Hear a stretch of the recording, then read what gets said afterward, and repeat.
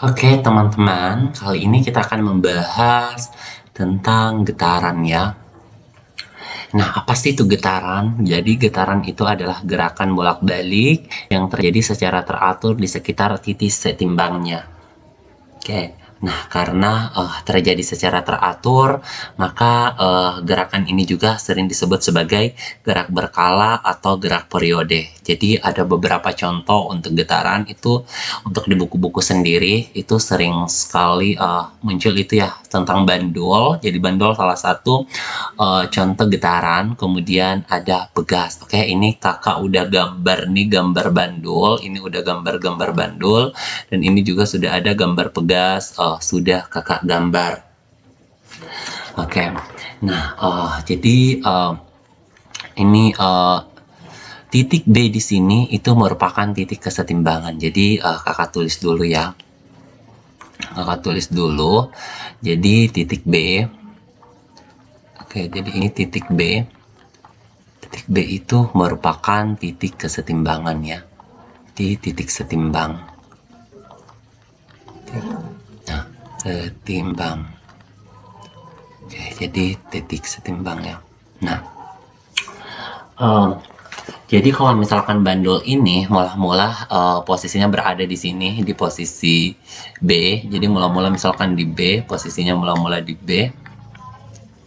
Nah, kemudian jadi di posisi B itu posisi setimbang ya. Kemudian ketika dia diberi simpangan hingga sampai ke posisi A, maka dia ini akan bergerak begini. Dia akan bergerak bolak-balik seperti ini ya. Ketika disimpangkan ke A, dia akan gerak bolak-balik seperti ini. Jadi satu getaran itu disebut ketika dia sudah bisa bergerak dari A ke B, ke C, ke B, baru kembali lagi ke A, itu disebut satu getaran. Oke, jadi kita bisa tuliskan lagi ya. Satu getaran. Jadi satu getaran itu adalah gerakan bolak-balik dari A ke B, kemudian ke C, kemudian ke B lagi, baru ke A. Ya, ini juga berlaku untuk pegas ya. Jadi ini pegas yang sudah kakak gambarkan. Ini tuh, ini nih posisi B, ini posisi seimbangnya. Kemudian ketika ditarik ke C, ini posisinya. Kemudian kalau di posisi A gini. Jadi kalau misalkan ada pegas ditekan masuk hingga ke posisi A, maka dia akan melakukan gerakan bolak-balik seperti ini. Oke. Jika tidak ada hambatan udara, maka gerakan bolak-baliknya ini akan terjadi secara terus-menerus dan dia tidak bakalan berhenti ya kalau tidak ada gaya gesek ya kalau di pegas. Kemudian kalau di bandul, kalau tidak ada gaya gesekan udara ya atau gaya hambat udara seperti itu. Nah, kemudian ada lagi istilah yang perlu kamu tahu jika membahas tentang getaran, yaitu periode. Jadi ada yang dikenal dengan istilah periode. Oke, kita pakai tinta biru ya.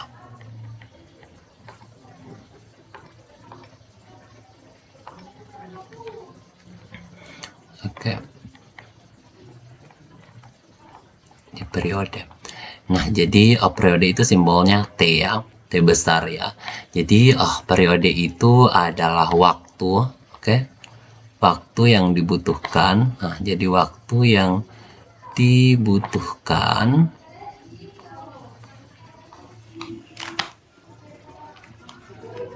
untuk menempuh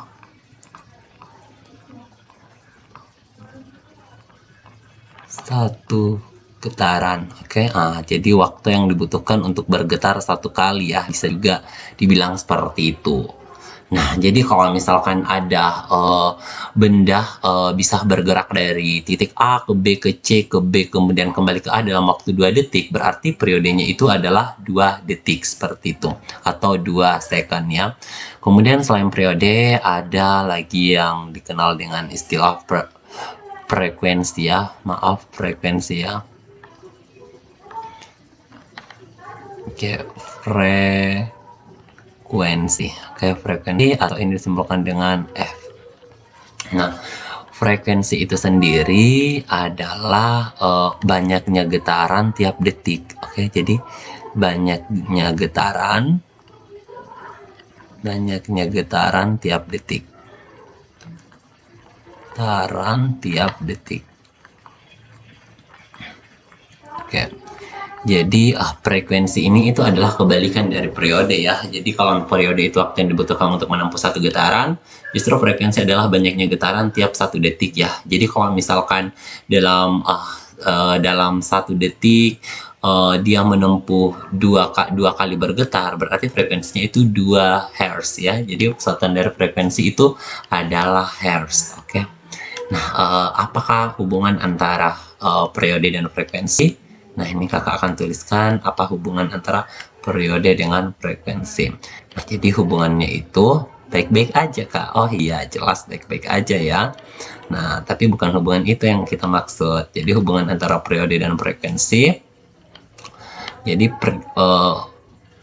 periode itu atau T itu bisa kita tulis sama dengan 1 per frekuensi. Oke, nah sekarang kita akan coba untuk menjawab soal. Jadi kakak akan kasih soal example. Misalkan nih ada sebuah dalam 30 detik, ayunan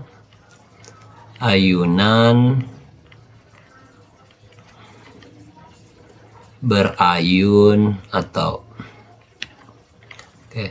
berayun 60 kali. 60 kali.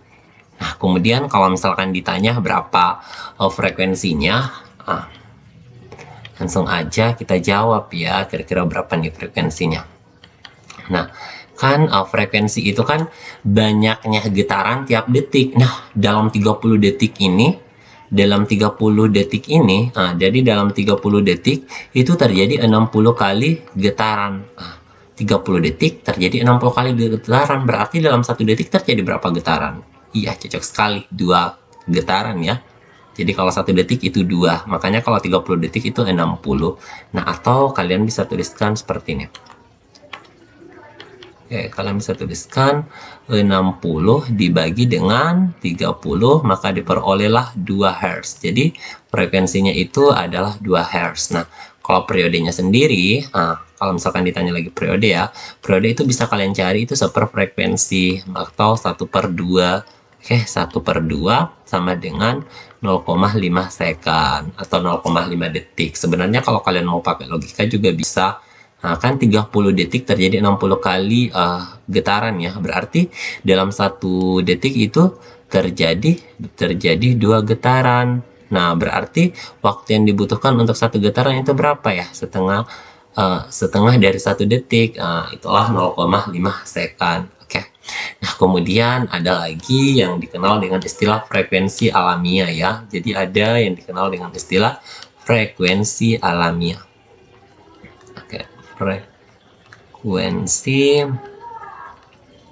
Frekuensi alamiah. Oke, frekuensi alamiah. Nah, kita bagi ya. Jadi frekuensi alamiah untuk pegas, oke, ada untuk pegas dan ada untuk bandul. Oke. Pegas dong untuk bandul. Nah, frekuensi alamiah untuk pegas itu persamaannya adalah jadi persamaannya frekuensi itu sama dengan 1/2 pi akar K per M. Oke, akar K per M. Kemudian untuk bandul frekuensinya adalah 1/2 pi akar G per L. Oke, G per L.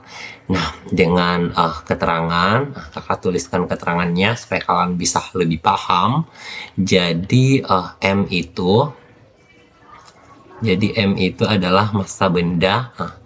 Massa benda ya, massa benda yang mana ya? Massa benda yang terkait atau digantungkan pada pegas. Jadi massa benda yang dimaksud itu adalah yang ini, massa beban yang di sini gitu, M yang ini ya. Oke, M yang di sini. Nah, kemudian kalau K itu apa? Nah, K itu adalah konstanta pegas ya. Jadi K itu konstanta. Nah, jadi itu konstanta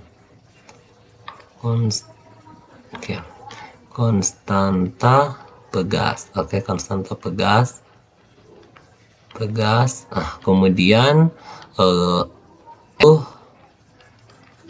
panjang bandul,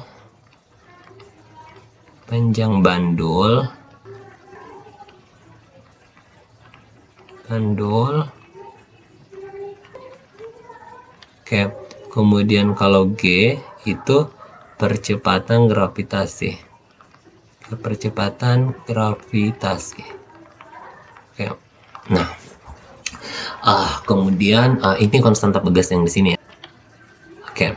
Nah, kalau kakak sih lebih enak menghafal untuk frekuensi alamiah ya. Kakak lebih enak menghafal periode alamiah.